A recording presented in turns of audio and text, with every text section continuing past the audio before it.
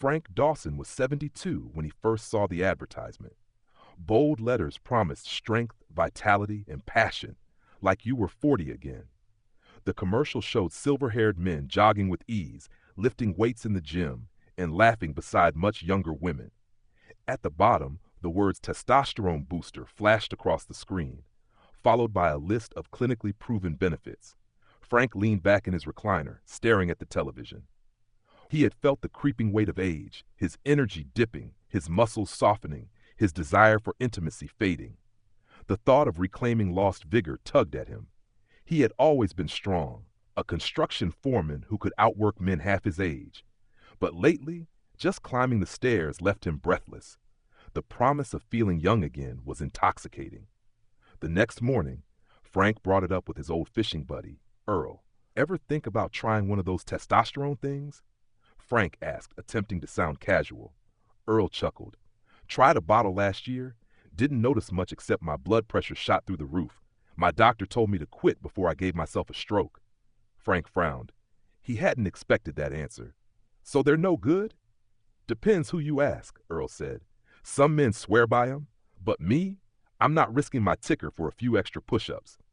The warning stuck in Frank's head. That afternoon, he scheduled an appointment with his physician, Dr. Patel, a calm, serious man who had guided Frank through diabetes, cholesterol issues, and 2 knee replacements. When Frank mentioned the boosters, Dr. Patel folded his hands and sighed.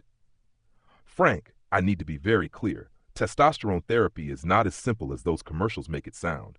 At your age, it carries significant risks. Like what? Frank asked. Blood clots, heart attacks, strokes. Testosterone thickens the blood. For a man over 70, especially one with your history of heart disease, that's a dangerous gamble. Frank shifted uncomfortably. But I feel weaker every year. I get tired so fast. Isn't that a sign I need more testosterone? Not necessarily, Dr. Patel replied. Your levels do decline with age. That's natural. But low energy can come from many things. Sleep, nutrition, your medications. Taking testosterone when your body doesn't need it can do more harm than good. It may mask the real issues while creating new ones. Frank stared at the floor. So those men on TV, actors, Dr. Patel said firmly, or in some cases men who truly needed therapy but were carefully monitored. You? I'd be very cautious. The conversation unsettled Frank. Part of him felt embarrassed for even asking. Another part still wondered, what if the doctor was being overly conservative? What if there was something to it after all? At home, he searched online. Articles shouted both extremes. Testosterone restores vitality in aging men, and boosters linked to sudden death in seniors. The contradictions left him dizzy. One night, he almost clicked buy on a bottle, convincing himself he would just try a little. But Dr. Patel's voice echoed in his mind. Blood clots, heart attacks, strokes. He closed the laptop. Weeks passed. Frank began noticing how many men around him were chasing the same promise. At the gym, older guys whispered about injections, patches, or over-the-counter pills. One bragged about feeling 20 years younger, while another admitted he had to stop after his cardiologist found irregular heart rhythms. The lure of testosterone was everywhere, but so were the cautionary tales. Frank couldn't ignore how much the desire for lost youth played into it. Men his age weren't just looking for energy, they were trying to outrun the reality of aging. He understood it because he felt it too, the sting of slowing down, the fear of becoming invisible. One evening, he brought it up again with June, his wife of 50 years. I was thinking about those testosterone things, he confessed, expecting her to dismiss the idea. Instead, June studied him with concern. Frank, I'd rather have you slower and alive than risk losing you to some pill. You think I care if you can run a mile? What I want is more time with you. Her words pierced deeper than the doctor's warning.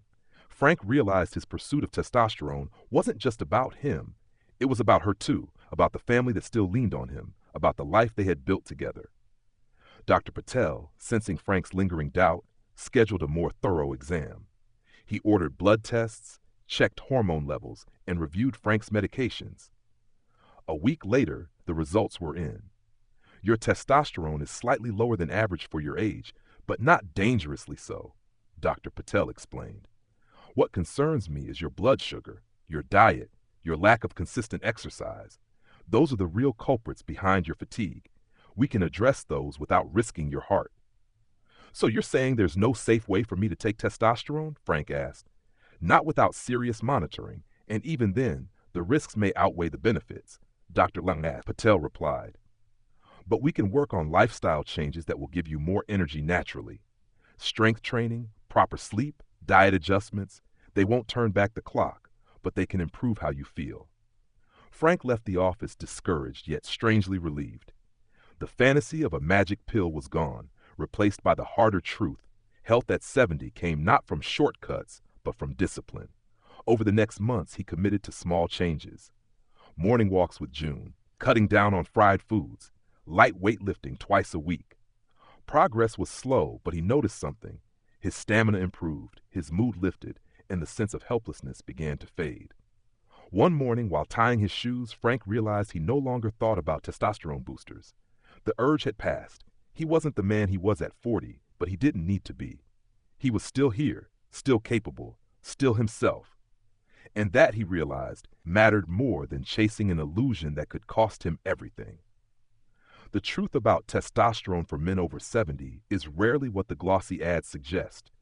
The risks are real, and the rewards uncertain. Doctors warn not because they want to deny hope, but because they've seen what happens when men gamble with their hearts. Frank learned the warning wasn't about limitation, it was about preservation. And as he sat on the porch with June, the evening sun painting the sky, Frank finally understood. Strength at his age was not about regaining lost youth. It was about protecting the life and love he still had. That, more than any booster, was the true measure of vitality.